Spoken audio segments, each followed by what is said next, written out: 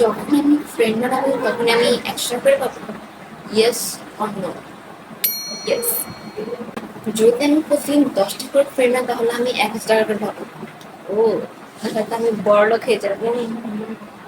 ও high Riya, তুমি কোনো friend হবা? ওকে। কি হয়েছে? কিছু না। ও হাই সারা, তুই কি আমার ফ্রেন্ড হবি? আমরা দুজন তো আগে থেকে ফ্রেন্ড, তাই না? যদি আমি এইভাবে প্রতিদিন একটা একটা করে ফ্রেন্ড বানাই তাহলে তো আমার একদিন কি 1 বছর লেগে যাবে 1000 টাকা কালেক্ট করতে। কিছু তো ভাবতে হবে। আইডিয়া, আমি ইনস্টাগ্রামে সবাইকে অ্যাড ফ্রেন্ড করি তাহলে তো আমি টাকা পেয়ে যাবো।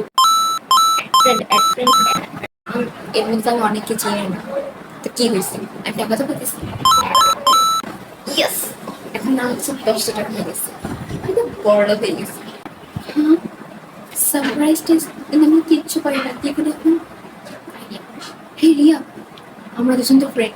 Question number 1। হ্যাঁ, প্লিজ আমাকে ডিস্টার্ব করো না। হে সারা, কোশ্চেন নাম্বার 2।